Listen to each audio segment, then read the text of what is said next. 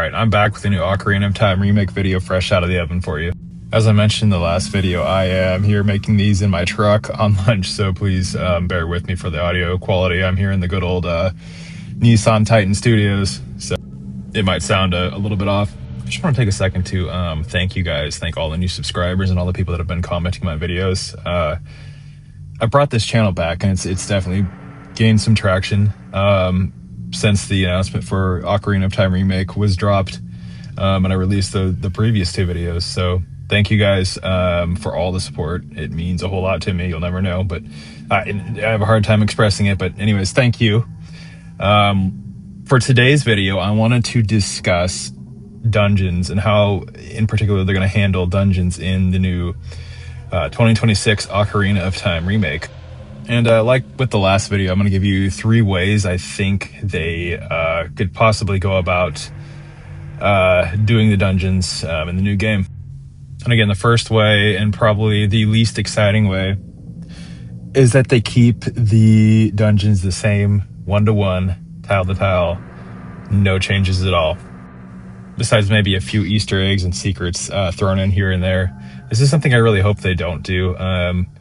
I think the time for that has passed. I mean, we already had a 3DS remake, which is great, but with that one, it was essentially 1-to-1. There wasn't a whole lot of new stuff, besides maybe like a boss rush, and I'm thinking there's probably a few other things that I am missing, but I think definitely doing a 1-to-1, square by square on the dungeons would be very disappointing, in my opinion. Essentially in this scenario, they don't change anything, right down to the bosses. The bosses are handled the exact same way as they are in the N64 and the 3DS games. So that is scenario number 1. Now, scenario number 2 is a bit more interesting. In scenario number 2, they essentially keep the core structure of the dungeons, but massively overhaul them. Right, so like they'll keep the same general beats and plot points that were in the original game, but they'll just add a whole lot of new content. Maybe they add new enemy placements, new rooms, new puzzles, new item requirements, whatever it may be. I definitely think this would be the most interesting way to go. And with this scenario, they may or may not keep the bosses exactly the same as they were in the base game. However, everything else would be mostly reworked. This is kind of the option that I want to see, but I'm going to bring up one other option that's probably even more interesting on what they could do or what they're going to do, and we obviously won't find out for a while, but it's fun to speculate on. And we have scenario number 3. That's where they redo all of the dungeons from scratch. They completely scrap the old ideas for the dungeons. Right, they keep the same order and same themes, right? You still have your forest, you still have your fire, water, spirit, shadow, etc. But they essentially just got the original designs of the temples and go with something completely new. Not only that, but they changed the placement of all the items, all the keys, if there are keys and items, and completely rework the bosses from the ground up. And this by far is the most interesting scenario. I think one benefit of going with this method is that if they wanted to introduce some non-linearity, excuse me, they could do so, right? Like as soon as you become an adult, because maybe they get rid of the item requirements for the temples, right? Like as soon as you emerge from the Temple of Time and your adult Link, you can pretty much go to any of the adult dungeons in any order. And this actually would make a lot of sense, because the dungeons are gate kept by certain items and certain plot points, so you can't get to some of the later dungeons, right? But you could totally rework the game in a way by changing the core identity of the dungeons to where you could essentially, as an adult, do them in any order, which I think actually would be really cool. If they wanted to stick with the kind of open-endedness and non-linearity of Breath of the Wild, they could do something like that, potentially.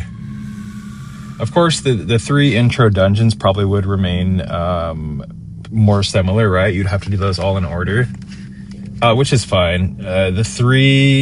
I think the 3 intro dungeons need a lot of work, honestly. I think they were great for the time, the great intro dungeons. I mean, they're decently fun, but You know, when you think of Ocarina of Time and you think of the Great Dungeons, like none of the first three stand out. And I'm talking about Inside the Great Deku Tree, Dodongo's Cavern, and Jabu Jabu's Belly, being the third one that you undertake. I think redoing these dungeons and adding some more flair to them and some more exciting points would definitely help quite a bit. Like I said, not that they're bad or anything, but they definitely they fall short compared to the other dungeons in the game. And with that, we have some dungeons in the game that are just absolute masterpieces. Not only are, we have something like the Forest Temple, right? It's probably not only regarded as one of the best dungeons in Ocarina of Time, but it's widely regarded as one of the best dungeons in Zelda and gaming, period. So it makes me wonder, I mean, how could you touch perfection? How could you go in and rework that dungeon and make it any better than it already is? That's something to definitely think about, right? And you have dungeons like the Water Temple, which actually is one of my personal favorites. I love the Water Temple just for the the music and the atmosphere, as well as the Dark Link battle. But it's got me curious, is that I know obviously one thing they're gonna redo is the Water Temple, and they're gonna make it a little bit different. I like the changes they made in the 3DS, honestly, where they have made the iron boots equipable with the press of a button, and you can do that on emulators as well, and that made a huge difference as to making that dungeon a lot more palatable. So I'm kind of curious to see how they'll rework that and what they'll actually keep intact of that dungeon. The dungeon itself is notoriously hated. Like I said, I love the dungeon personally. It's one of my favorites, but I kind of also get why a lot of people don't like it and find it frustrating. It totally makes sense to me. But as far as Ocarina of Time goes, it's just filled with dungeons that are absolute masterpieces, right? Like the Spirit Temple and Shadow Temple. I mean, those are both excellent. Between the two, it's hard to choose which one would be my favorite, but those are definitely my top two. And then not to mention, we have Ganon's Castle to see if they're going to rework that.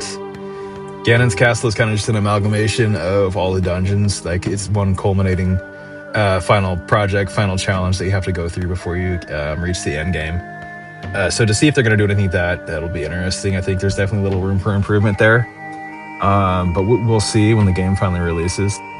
I definitely hope they amp up the challenge when it comes to the mini bosses and the actual bosses of the dungeon. I know a lot of the early dungeon bosses are just kind of simplistic, right? You can blow through them if you played them before.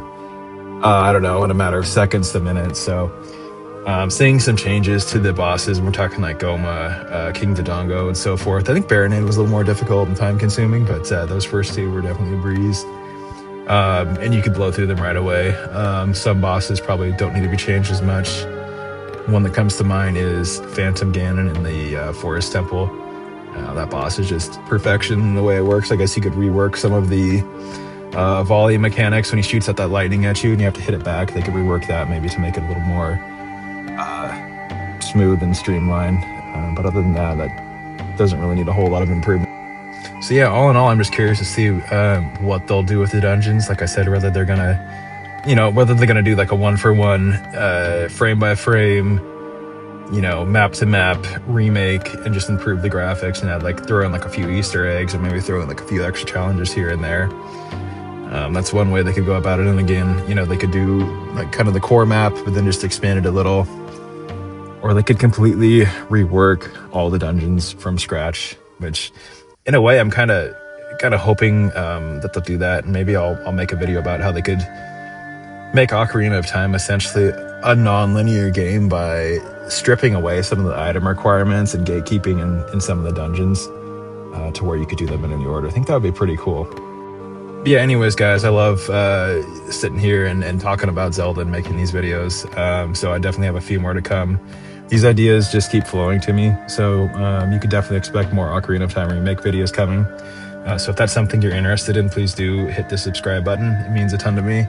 And I appreciate all the people that have been coming to my channel and checking these out. So also, if you have any good video ideas about Ocarina of Time Remake, let me know in the comment section and I will see about making a video of those. But yeah, that's pretty much all I have for today. So anyways, thank you guys for sticking through to the end. I appreciate you. Until next time, bye.